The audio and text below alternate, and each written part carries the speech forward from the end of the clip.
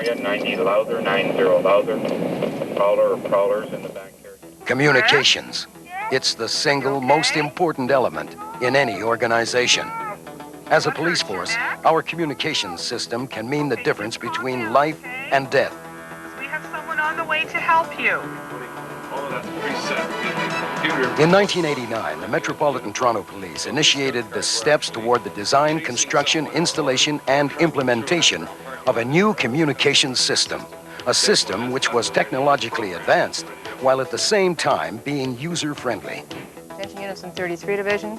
A system which would incorporate the latest in computer-aided dispatch software, but could be easily upgraded as more efficient programming was made available.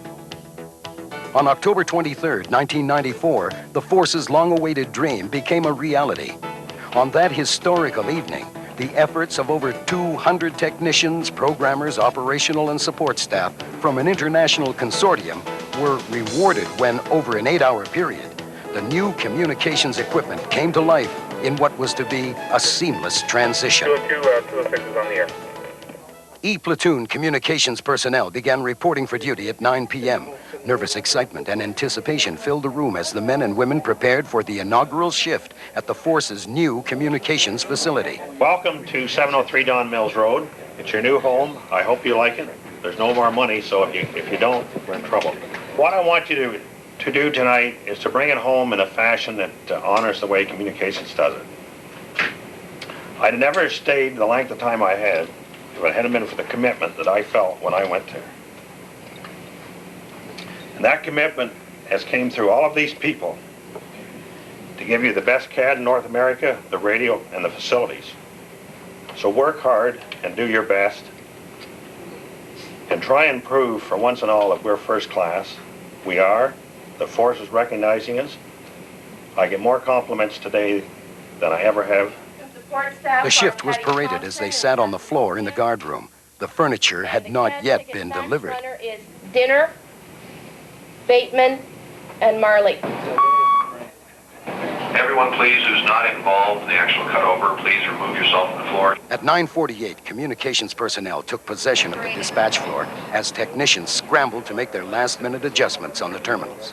So right now, just leave this until they clear my screen. Can't touch the screen. All right? The first shift was not without its problems. As one would expect, when a communications system of this magnitude was put under load, some setbacks would crop up. Personnel from Intergraph, Motorola, Dictaphone, and the Force's Communications and Computing and Telecommunications Unit were on hand to assist the operators with trouble spots as they arose. For a few minutes, so Intergraph's just doing a final reboot and changing the event numbers. As the personnel at 703 Don Mills Road prepared for the actual cutover, it was business as unusual at the old communications center at 590 Jarvis Street.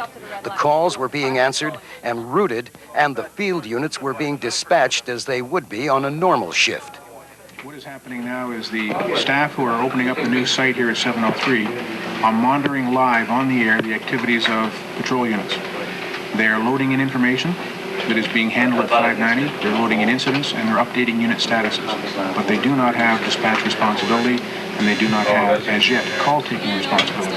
So they're sitting there listening and bringing their systems up live and putting the data into the system. Dispatchers at 703 loaded the field units on their terminals and shadowed their counterparts at 590 so that their screens were current at cutover time.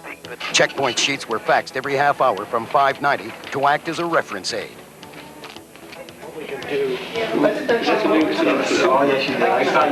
Downstairs, in a corner of the 7th floor, was the war room.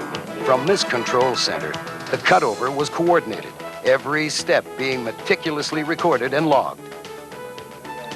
Next door, members of Metro Ambulance, the 6 fire services, and other agencies were assembled to act as a liaison between their radio crews and the communications center staff. 4 numbers in the top line shifted over, so it's an operator call for 911, and it'll come through on a tops line, so they'll be coming. Can I ask you something before you're here? When you're using the intercom? At 22:29 hours, the word was given, and the main administrative trunk lines were patched through to Don Mills. Back upstairs on the dispatch floor, the call takers' terminals came to life as their telephones began to automatically answer the Force's 2222 number. Incidents were now being created at both sites.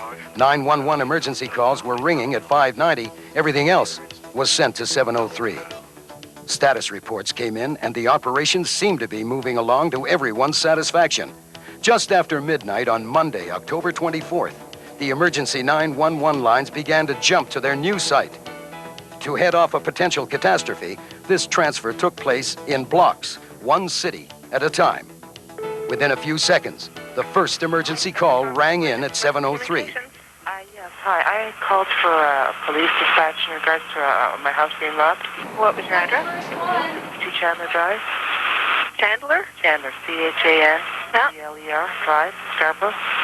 For the next 3.5 hours, the new communications center was receiving a steadily increasing number of calls, while the demands on the staff at 590 quickly dropped off. Things were moving so smoothly that the go-ahead was given to hand over the dispatch control before the 911 transfer was complete. Make sure everybody's there. There are no pending events outstanding on that desk right now, and we can do a handoff. Number 2 district was designated as the first area to cut over. The dispatchers began a status check of all units to ensure that their screens were completely in sync. When everyone was satisfied that all of the data was accurate, the word was given to hand over control. Go by the plan. They got the sheets in front of them. All units 2 districts stand by, and that's an emergency. 590 preparing to cut over to the new comm center. 590 to 703. 2310, clear 1. 10-4. 23S1, clear 1. 10-4. A2 at the station. 703, dispatch, cut over complete.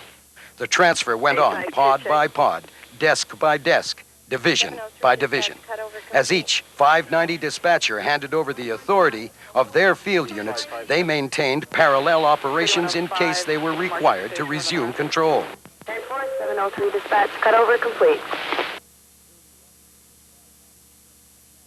Soon the atmosphere at 590 changed dramatically. Things became very quiet.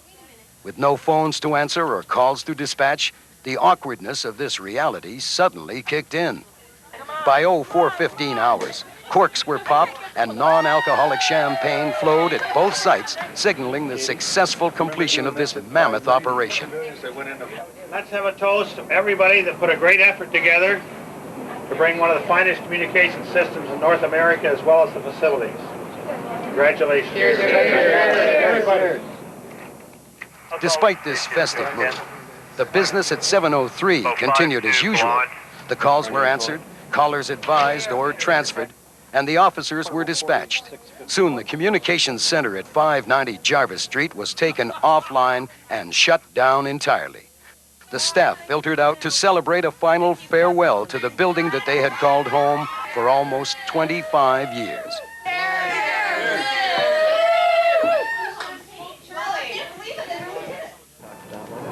The years of planning and building had paid off. The Metropolitan Toronto Police Force is now blessed with the largest and most sophisticated integrated communication system in North America, as well as the world. State-of-the-art technology from 5 separate manufacturers has created a data network with endless potential. As a result, we now own a versatile system which operates at an efficiency level never before seen by our members. Units in 33 Division. Suspect wanted for a hold-up in